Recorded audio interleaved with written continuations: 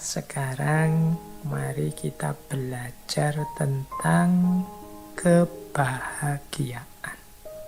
Oke, silahkan teman-teman yang mungkin ambil nafas sebentar.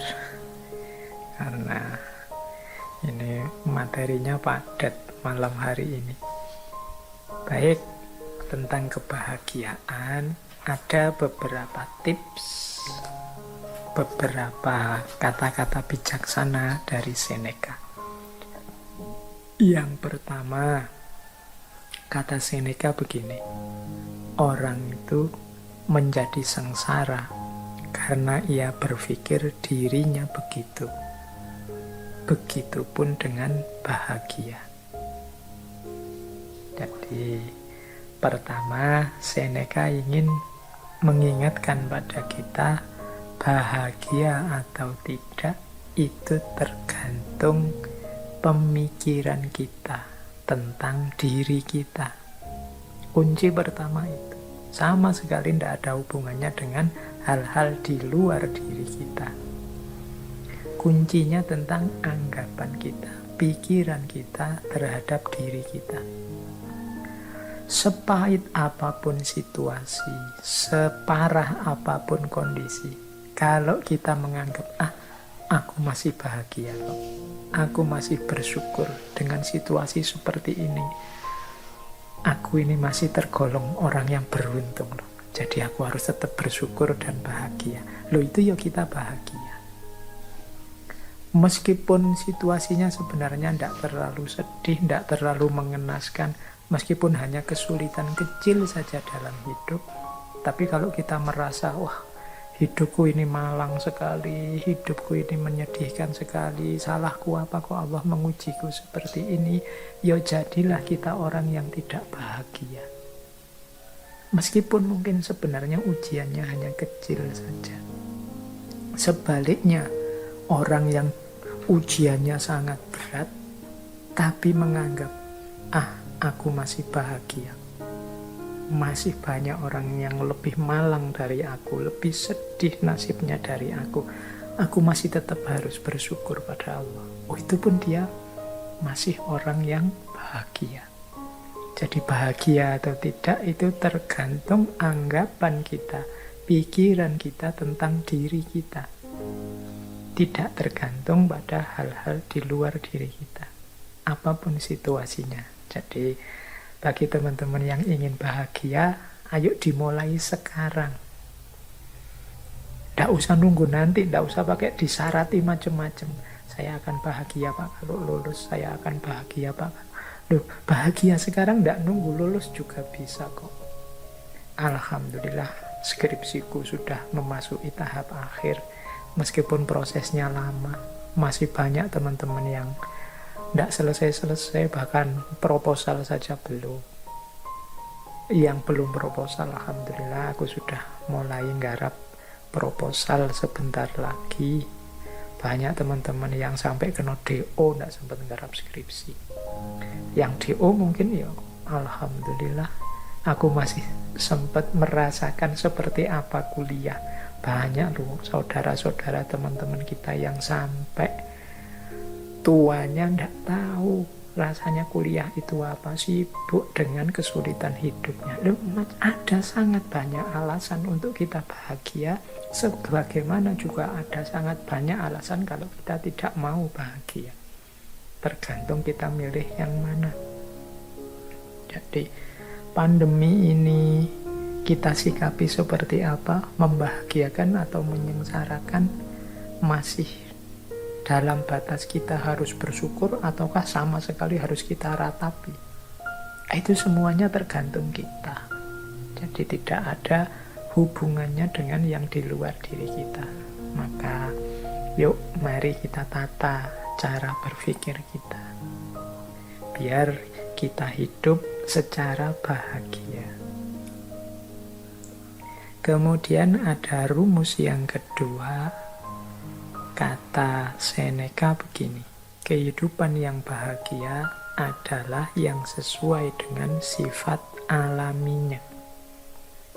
Jadi kebahagiaan itu akan muncul kalau kita ngerti kondisi harmonis, seimbang, alami dalam kehidupan kita.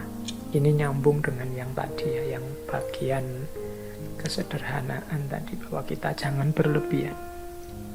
Hiduplah di standar yang alami saja, sesuai sifat-sifatnya. Kalau bahasa tadi, sesuai divine reason-nya, sesuai sunnatullahnya. Ya kita kuatnya makan berapa, kuatnya tidur berapa persen kita harus tidur, berapa persen harus makan, berapa persen harus istirahat.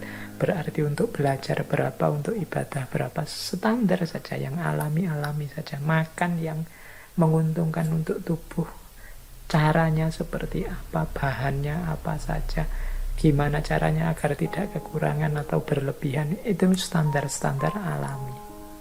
Kalau kita bisa hidup dengan standar yang alami tadi, ya mudahnya tidak kekurangan, tidak berlebihan, insya Allah kita akan bahagia. Yang ketiga, kata Seneca begini, berbahagialah mereka yang dapat bertahan di saat menerima keberuntungan dan ketidakberuntungan. Jadi mental ketiga yang melahirkan kebahagiaan adalah penerimaan. Di antara sumber ketidakbahagiaan kita adalah kita tidak terima dengan situasi yang padahal sudah nyata kita hadapi.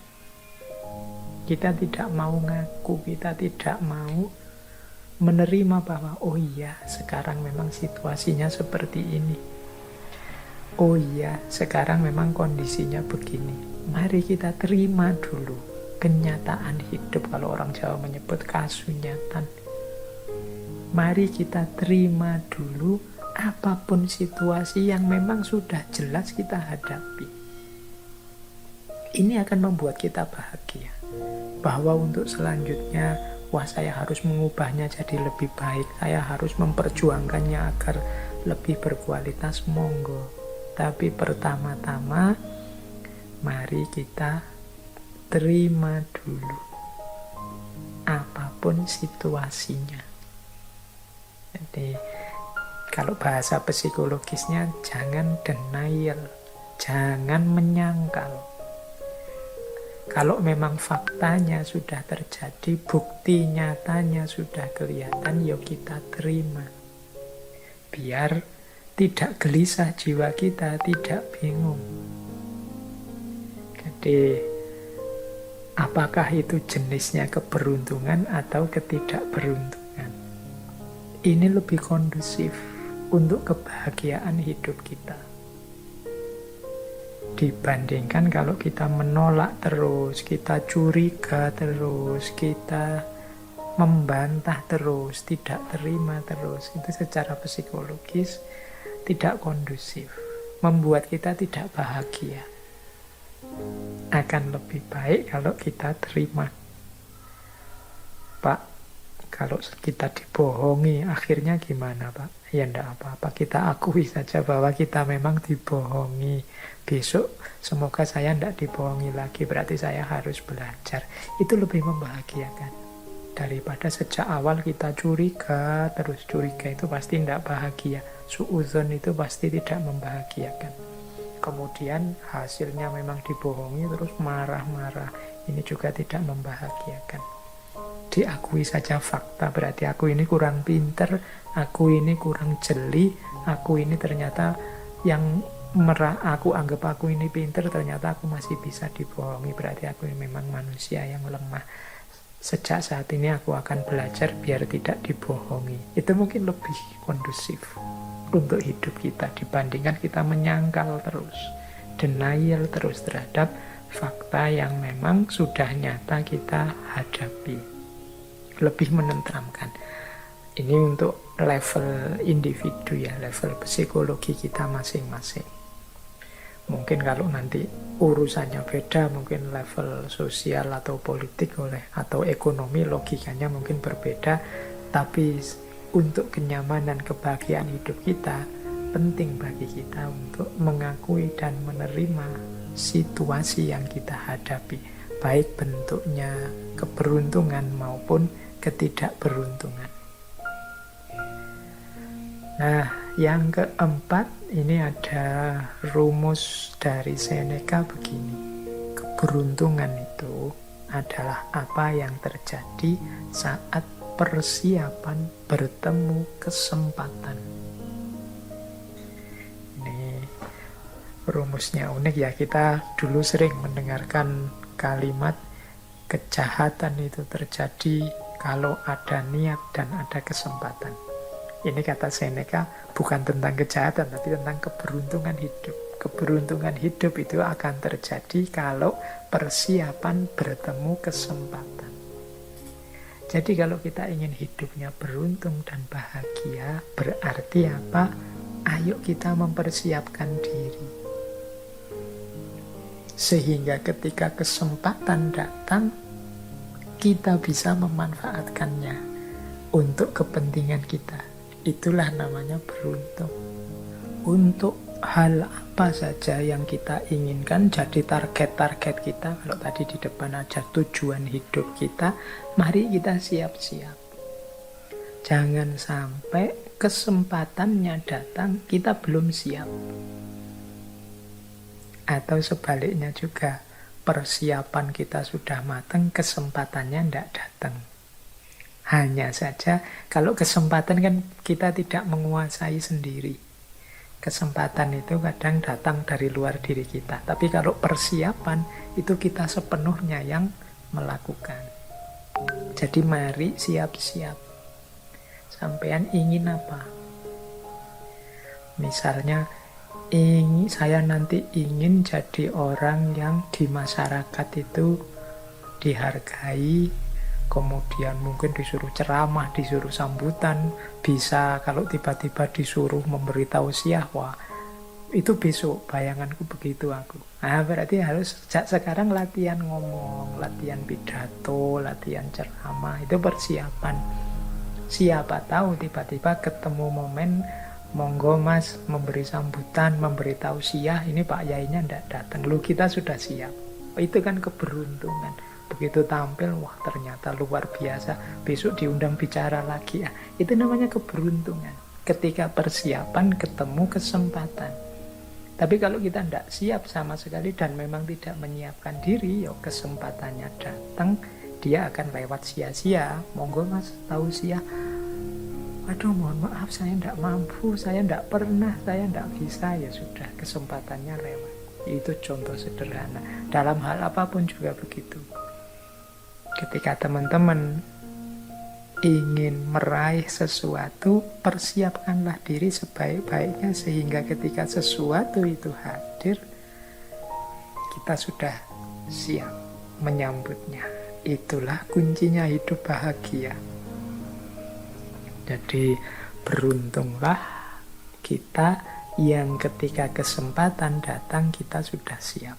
Ini diantara rumusnya kebahagiaan. Berarti sehubungan dengan target-target hidup kita, keinginan-keinginan kita, kita harus mempersiapkan diri untuk menghadapinya, mengelolanya begitu kesempatannya datang. Karena keberuntungan itu terjadi ketika persiapan bertemu kesempatan. Jadi ada 4 rumusnya kebahagiaan. Kalau versinya Seneca, yang pertama, pikiran kita tentang diri kita jadi kunci bagi kebahagiaan kita. Yang kedua, hidup yang alamiah, tidak berlebihan, tidak kekurangan, sesuai sunnatullahnya akan lebih membahagiakan. Yang ketiga, kekuatan kita untuk menerima, kemampuan kita untuk menerima apapun situasi, baik beruntung atau tidak beruntung, adalah sumber kebahagiaan. Dan yang keempat, kesiapan kita untuk mengelola, menghadapi kesempatan apapun yang datang. Jadi itu antara lain kuncinya kebahagiaan menurut Seneca.